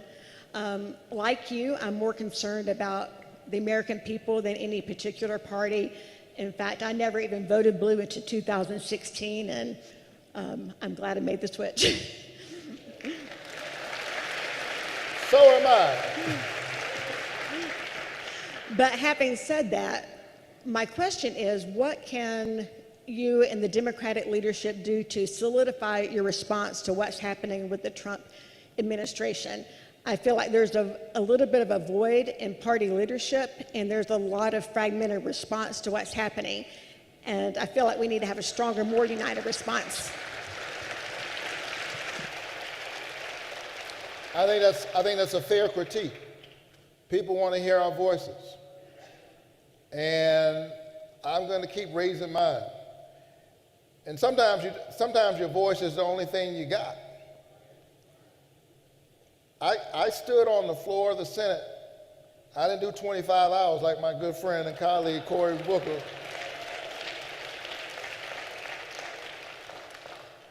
Rev, the Lord asked him to do that, 25 hours. That was his assignment. But I did stand on the floor for about an hour just talking about Robert Kennedy alone and why he shouldn't be Secretary of Health and Human Services. Because I had met with him in my office, and I knew it was dangerous for him to be in that position. I already knew he was a vaccine skeptic. Children shouldn't be dying in large numbers from measles. So sometimes your voice, that's the point I was making. Sometimes your voice is all you've got. But as a preacher, I know that your voice makes a difference. So raise your voice. I'm going to raise mine. I need you to raise yours. Let me tell you this. So we're in Atlanta. And one of the wonderful things about Atlanta is you get to walk around and rub shoulders with giants, and you act like that's just ordinary. We don't know how lucky we are that we live in Atlanta. Now, they're quickly passing away, but you know, I've been at Ebenezer Church now and back in this city. I'm from Georgia, from Savannah, but I've been back in Atlanta pastoring Ebenezer for 20 years, and we walk around and we rub shoulders with the likes of the late, great John Lewis and Joe Lowry and Evelyn Lowry and the great Andy Young, who's still with us. Ambassador Young told me this story that I've been thinking about a lot lately in these times. He said that after the Civil Rights Bill was passed into law, and we got the Civil Rights Act of 1964, Martin Luther King Jr. went to see President Johnson. And he said to President Johnson, we need a voting rights bill. We need voting rights passed into law. And LBJ said, I get it. I don't disagree with you. I understand why you're making the argument. He said, but I don't have the power. He said, Martin, you don't understand. I just used all of my political capital, or a whole lot of it, to muster that civil rights bill into law. I had to get, you know what I had to go through just to get that done? I just got that done. And so I hear you, but I don't have the power in various ways. The president kept saying, I just don't have the power to do it. So they left the meeting, and the staff was feeling all demoralized and dejected. And Andy and others began to say to Dr. King, what are we going to do, Doc? The president said he doesn't have the power. Dr. King straightened his back and said, well, if the president doesn't have the power, I guess we're going to have to get the president some power. I love that story, especially in these times. He said he might be the leader of the free world, but he doesn't have all the power. And if he doesn't have power, we're going to go and get him some. And so that's what Selma was. That's what crossing that Edmund Pettus Bridge was about. That's what John Lewis was doing. He was giving the President of the United States some power. So I'm saying to you that, yes, you have every right to push me and ask me, what are you doing? And we expect you to stand up and use your voice, and I will. But here's what I need you to do. I need you to create the context for the change that you want to see in the world. You gotta use your voice.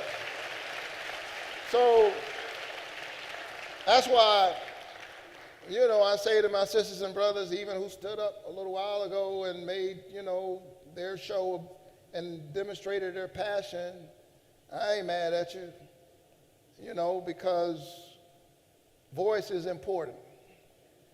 And I just wanted us to have a conversation and actually hear one another. But these are tough times. You cannot outsource democracy. I'm going to stand up for you in the suites, but I do need you to make some noise in the streets. I need you to call your local representatives and hold everybody accountable. All right?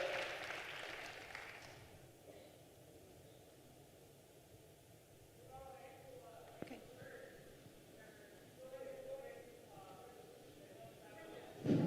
Hi. Go ahead, Brenda.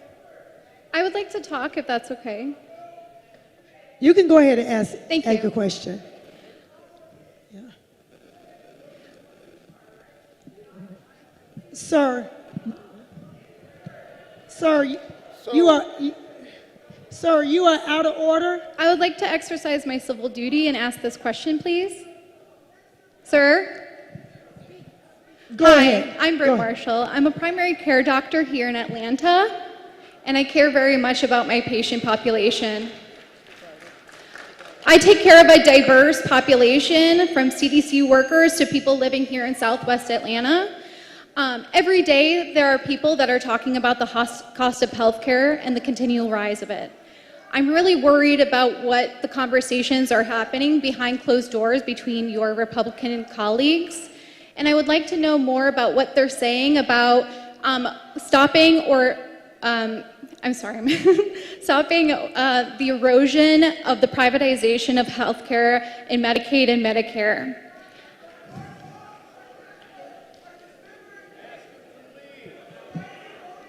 Excuse me, sir. Yeah. Turn.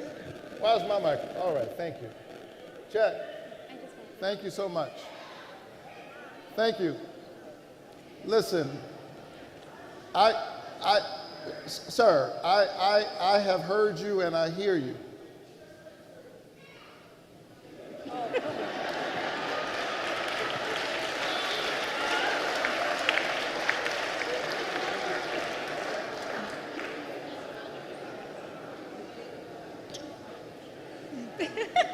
Ma'am, I'm sorry. I didn't hear your question. I even wrote it down and everything. And I can say it again. I want to hear your question. Hi, I'm Britt Marshall. I'm a primary care doctor in Atlanta. I take care of a diverse patient population, CDC workers, people living here in Southwest Atlanta. Every day, people talk about the cost of healthcare and the continued rise of it. I wanted to know what's happening behind closed doors with your Republican colleagues on what the conversation is about stopping the erosion of the privatization of healthcare and Medicaid and Medicare. Healthcare is a right that we all deserve, and I want my taxpayer dollars to go to the people and not to private insurance companies. Thank you very much.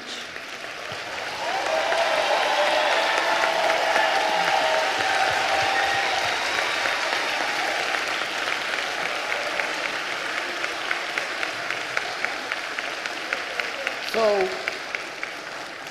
thank you so very much for that question. I don't know if there's any issue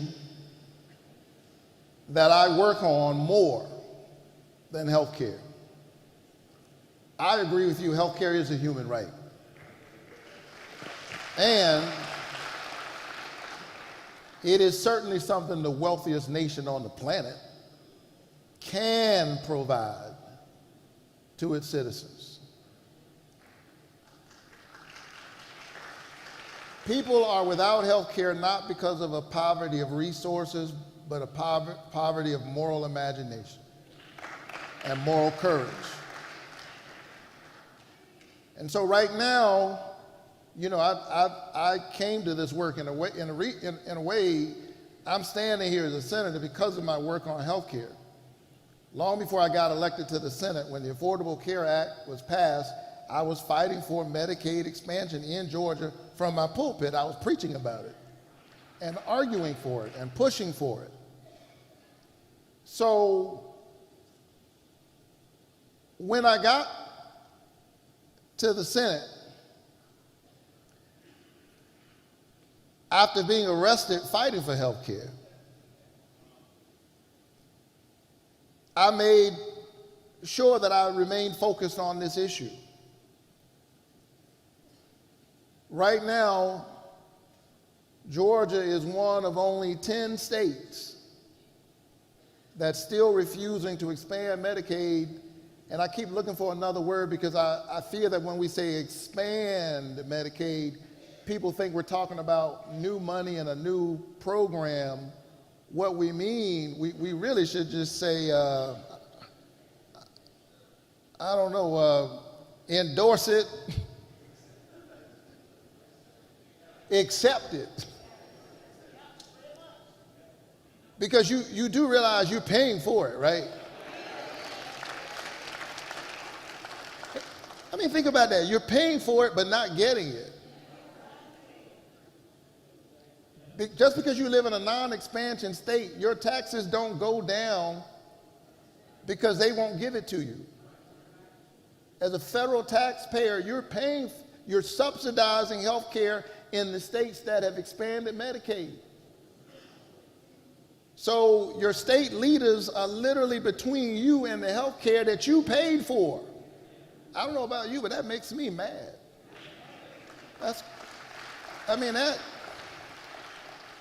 So I continue to fight for this in Georgia.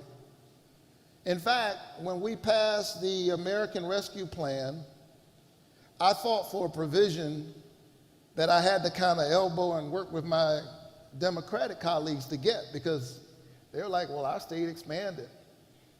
And that was to get additional incentives for states like Georgia to expand.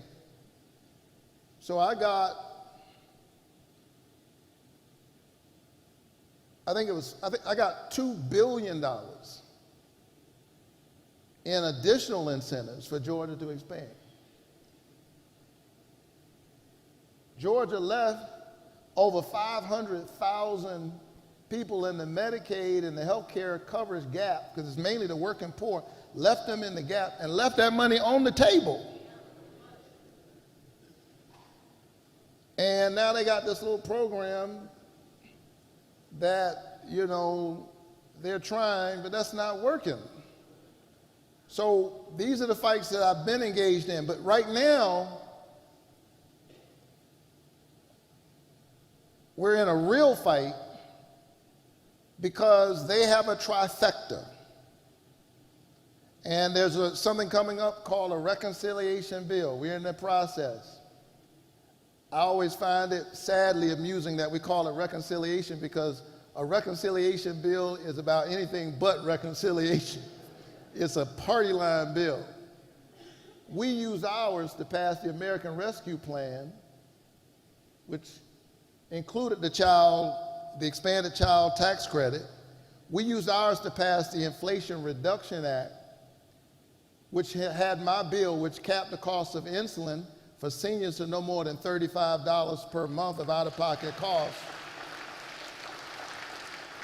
And my other bill, which capped the cost of prescription drugs for seniors to $2,000 a year. That's how we use our reconciliation bill. They're using theirs to give billionaires a tax cut. They want to cut $800 billion out of Medicaid. And they're trying to convince you that that's waste. There's not that, you cannot find $800 billion worth of cuts without cutting people's coverage. And so that's why when they were doing the budget resolution around this, and sorry to take you through all the sausage making of legislation, but when they were passing the budget resolution on this, I stood up and offered an amendment and said, all right, will the Senate agree that at the end of this process, nobody who has Medicaid coverage, their coverage will not be cut? If you agree with me and you're saying it's not going to happen, if that's true, then vote up my amendment to affirm what you're claiming. Guess what? They didn't vote for my amendment because they know the math doesn't work. So that's the fight that we're in. I want you to see the clear contrast. They want to cut your health care. I want to make sure we protect your health care. They want to give tax cuts to billionaires. I want to give tax cuts to families with children, the child tax credit, and ensure that people have health care, that seniors have access, that they don't have to decide between buying groceries and buying prescription medicine. And that's the work that you have my promise that I will continue to do in the fight that I will continue to wage.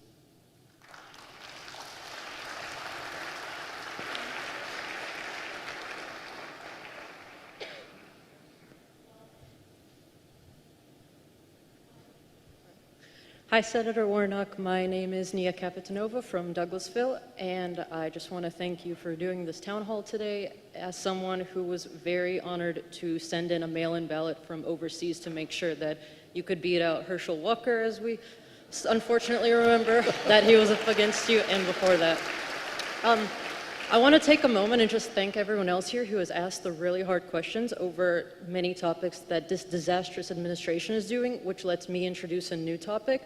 Senator, I am really concerned about climate change. It is undeniable that it exists, and it is an atrocity that so many Republicans think that it is just made up and that it's a conspiracy theory or whatever else comes out of their mouths. So my question to you is, what are you doing to help convince or talk to your Republican colleagues of keeping the EPA in terms of protecting our environment, protecting our water, just protecting the planet that we live on, and going hand in hand with protecting our national parks for us, the American people? Because it is ours. It is not for Elon Musk to come in and dismantle who did not grow up going to them. It is not for the Republicans to be getting their money from them. So what are you doing to help keep this planet a safe place for us and all of our future generations? Thank you so much. Thank you for the question. There's nothing more important for us to be working on. Now, we have to work on a whole range of other issues. The reason why I fight, for example, for democracy is this the framework in which we get to fight for everything else, including climate change. So I remain focused on this. And I can talk about a whole range of things, but in the interest of time, let me say that I am fighting for us to keep the investments, the historic investments that we made in the Inflation Reduction Act, the IRA. That is the single largest investment in clean energy and clean energy jobs in America, in world history. In world history. And we're talking about solar power, we're talking about battery technology, we're talking about the future. And the IRA mitigates this foolish argument between the ecology and the economy. Do not allow the demagogues to convince you that we have to decide between the economy and ecology. They are inextricably linked. The future is clean. And the IRA is a piece of legislation that I'm proud of that we passed. And Georgia benefits from it more than any other state. Investments in battery technology, electric car technology. Where is the largest manufacturer of domestic solar panels in the Western Hemisphere that is now being bolstered and supported by the IRA? Little Dalton, Georgia, known as the carpet capital, is a beast with respect to solar energy future. And so right now, because they want to give tax cuts to billionaires, guess where else they're going trying to get some money? They're trying to strip provisions out of the IRA. So I need you to call your congressional representatives, call your friends in red districts, tell them to call theirs, particularly in Georgia, but all across our country. Because if they take these provisions away, not only do we endanger the environment, which I'm worried about as the father of an 8-year-old and a 6-year-old, we could lose up to 46,000 jobs in Georgia, $28 billion in investments. And for every $1 that we've spent with this in federal funds, it's attracted another $4.50 in private funds and support. So fight for the climate, fight for the future, fight for clean energy jobs. Know that I'm continuing to do the same on the inside, but there is bipartisan support right now. There is bipartisan understanding. I mean, talk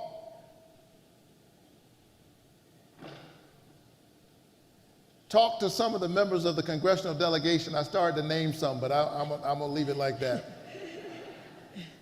But there's some people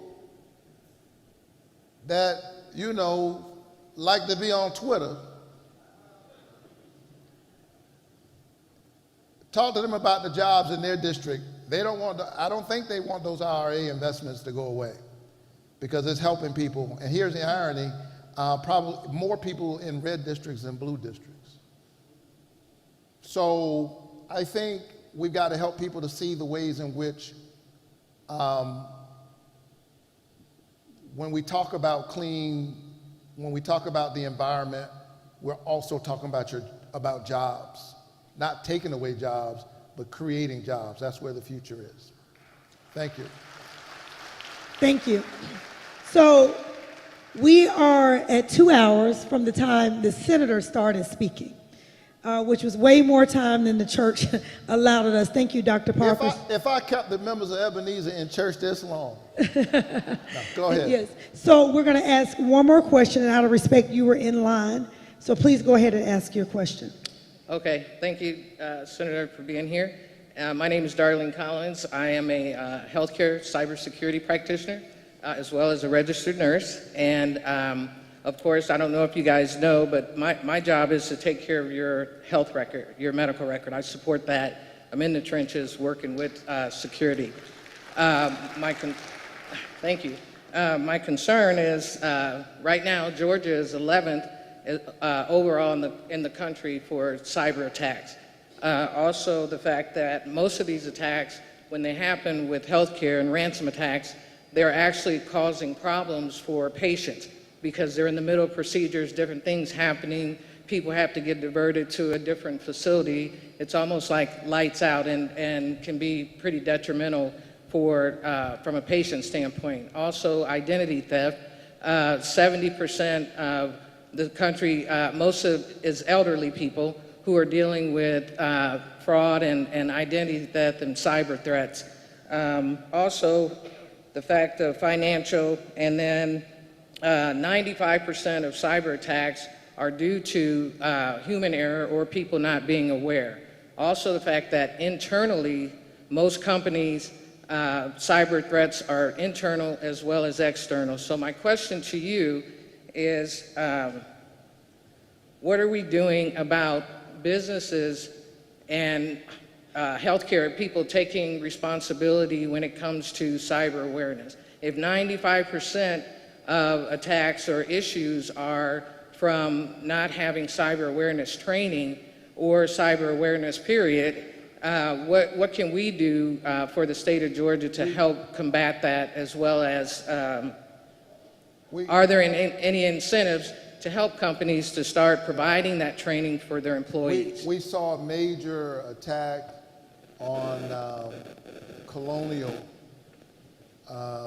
gas line a few years ago, a company with equities here in Georgia. We've seen this in many other instances. We had an attack on our own city of Atlanta. And I think this is something that government's got to work really hard to catch up on. Part of the challenge is the responsibility around addressing this is happening in multiple agencies. And we've got to figure out a way to streamline and organize this in a way that's ready for the task that's in front of us. So that's a conversation that I'm having with my colleagues, and I appreciate you for raising that issue. Thank you so much.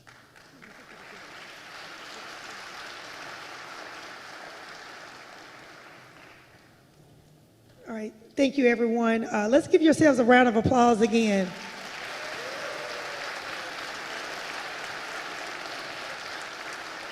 Senator, I'm going to turn it right over to you quickly to close us out, if you don't mind. So thank you all. Thank you all so very much for sharing your stories. I want the folks who know, folks who are here who've unfairly lost their job in the federal government because of a freeze in funding, folks who are worried about the impact of tariffs, folks who are concerned about this administration's unconstitutional attack on due process, on the rule of law, folks who are concerned about our immigrant communities, and folks who are really scared right now. I want you to know that I have your back. And we have to stand together on these issues. We have to stand up for the rule of law, and we have to stand up for due process. People deserve due process. Yes, they do. They deserve due process. So if you know somebody who's been unfairly deported, because I'm not sure I was asked about this tonight, if you know somebody who was unfairly deported, in prison, as part of this kind of dystopian, scorched earth approach to dealing with immigrants, reach out to my office. We want to know about it, and I want to stand up and make sure that your rights are protected. All right?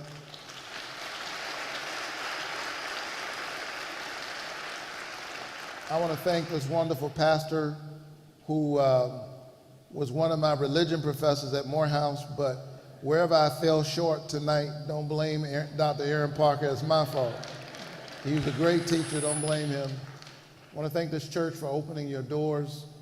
And because I am still a pastor, I'm not a senator who used to be a pastor, but a pastor in the Senate, I'm going to ask you if you would stand together. Dr. Parker. Pastor, come. I think we should give Senator Warnock a hand for coming out. For coming out and sharing.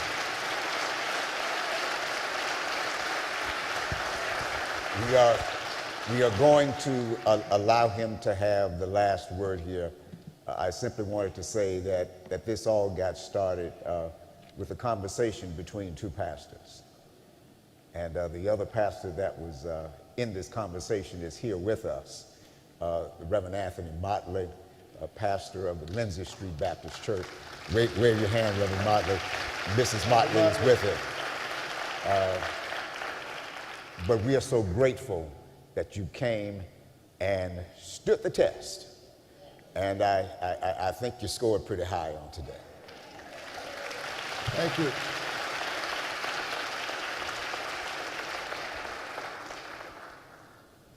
This probably didn't happen at many town halls in the political environment, but you hired a pastor, and we're in church. So would you join hands with your neighbor?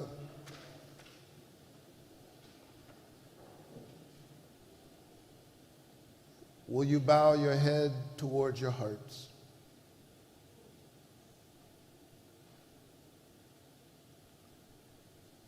God, you are known by many names, worshiped in many houses, but you are not far from any one of us. For in you we live and move and have our being. We ask now your blessings and your grace upon our beloved nation. We hear now the words of Scripture, if my people who are called by my name would humble themselves and pray, if they would seek my face, turn from their wicked ways, Then I will hear from heaven. I will forgive their sins and heal their land.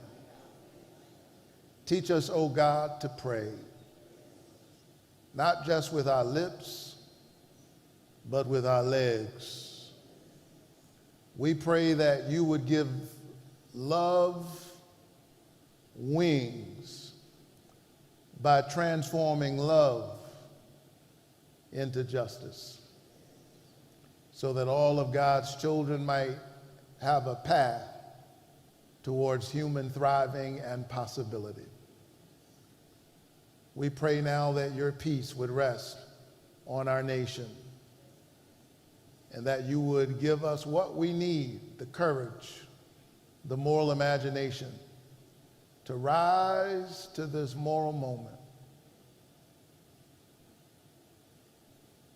to pray with each other rather than on each other,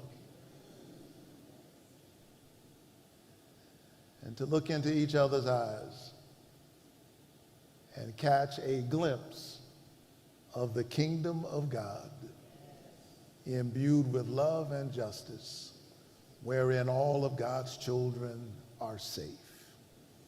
We ask this in the name of the God who loves us into freedom and frees us into loving. Amen. God bless you.